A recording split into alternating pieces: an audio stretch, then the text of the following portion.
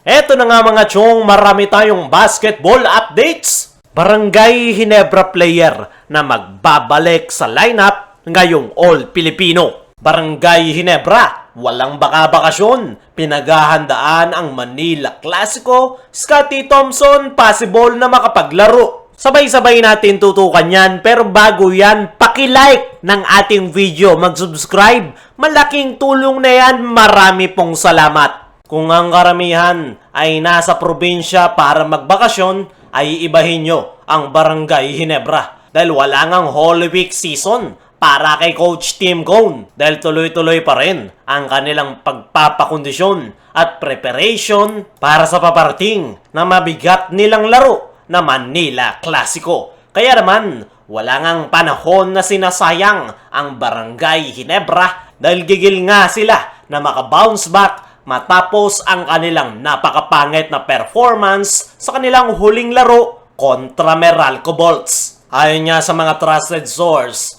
ay nagkaroon nga ng major adjustment si Coach Tim Cone para sa kanyang koponan na andoon na nga yung kanilang mahigpit na depensa at the same time ay tuloy-tuloy pa rin yung pag-i-improve ng kanilang outside shooting. At maganda naman ang kanilang ipinapakita. At ang isa pa nga sa magandang balita para sa kupunan ni Coach Tim Cone ay possible nga raw na makapaglaro na ang kanilang main point guard na si Scottie Thompson. Magandang balita nga yan para sa Barangay Ginebra dahil napakalaki ng role na ginagampanan ni Scottie Thompson para sa kanyang koponan. Spotted nga itong nag-i-individual workout at nagpapakondisyon kahit patapos na ang team practice ng Barangay Ginebra. Diyan nga nakilala itong si Scottie Thompson dahil kahit tapos na ang team practice ng Barangay Ginebra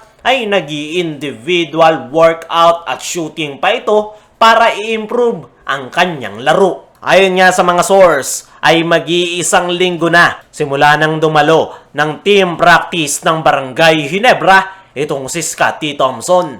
Parang araw walang nangyari at okay na ang kanyang tinamong injury. At dahil nga daw sa nakakadalo na ng practice si Scottie Thompson, ay mas gumanda na nga yung flow ng opensa ng hybrid triangle offense ni Coach Tim Cone. At masaya nga raw si Coach Tim sa ipinapakitang performance ng Barangay Ginebra sa kanilang team practice at handang-handa na sila sa paparating na Manila Clasico. Para sa akin mga chong ay si Scottie lang talaga yung kulang sa Barangay Ginebra ngayong All-Filipino Conference. At ngayon na makakapaglaro na siya sa darating na Manila Clasico, ay i-expect nyo na mas magiging maganda yung flow ng opensa ng Barangay Ginebra dahil meron na nga silang maasahan na point guard na magpapacilitate ng kanilang opensa. At tingnan na lang natin sa Manila Clasico kung magbubunga ba ang kanilang preparation at pagbabalik ni Scottie Thompson sa kanilang koponan. Dumako naman tayo dito sa kabilang balita. Barangay Ginebra player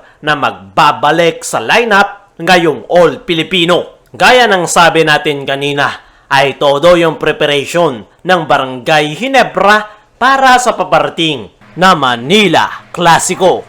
At bukod kay Scottie Thompson, ay meron pa ngang magbabalik sa lineup ng Barangay Ginebra. At yan nga ay walang iba kundi itong reliable forward ni Coach Tim Cone na si Aljon Mariano. Ayon nga sa ating mga trusted source, ay hindi nga nawala sa Barangay Ginebra practice itong si Aljon Mariano kahit hindi nga ito naipasok sa final 15-man lineup ng Barangay Ginebra ngayong All-Filipino Conference ay sumasabay pa rin ito sa team practice ng Barangay Ginebra. Okay na nga itong si Aljon Mariano at fully healed na ang injury na kanyang ininda. Kaya naman, makakabalik na nga itong muli sa lineup ng Barangay Ginebra. Ang tanong, makakapaglaro na nga ba itong si Aljon Mariano sa darating na Manila Clasico? Sa ngayon nga mga chong ay hindi pa tayo sigurado kung sa Manila Clasico i-activate ni Coach Tim Cone itong si Aljon Mariano. Pero possible nga na mangyari yan dahil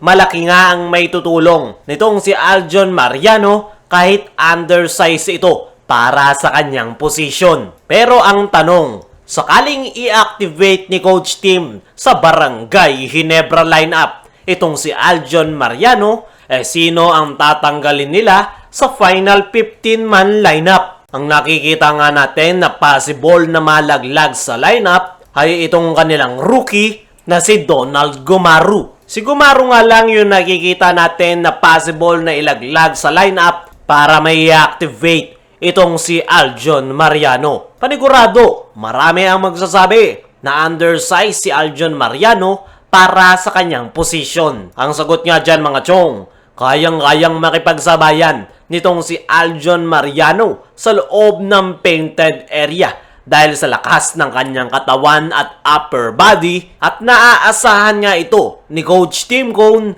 pagdating sa depensa, lalong-lalo na ngayong All-Filipino Conference. This past season nga ay imports ang binabantayan ni Mariano. Ano pa kaya ngayong local players lang ang kanyang makakaharap? Na-improve na nga rin ni Aljon Mariano ang kanyang perimeter at 3-point shooting. Kaya naman, malaki ang maitutulong nitong si Aljon Mariano para sa kampanya ng Barangay Ginebra ngayong All-Filipino Conference. Kayo mga chong, naniniwala ka ba na malaki ang maitutulong nitong si Aljon Mariano sa Barangay Ginebra ngayong All-Filipino kapag inactivate na ito ni Coach Tim sa Barangay Ginebra lineup? At ano ang sa inyo sa pagbabalik ni Mariano sa Ginebra? I-comment mo lang dyan sa ibaba.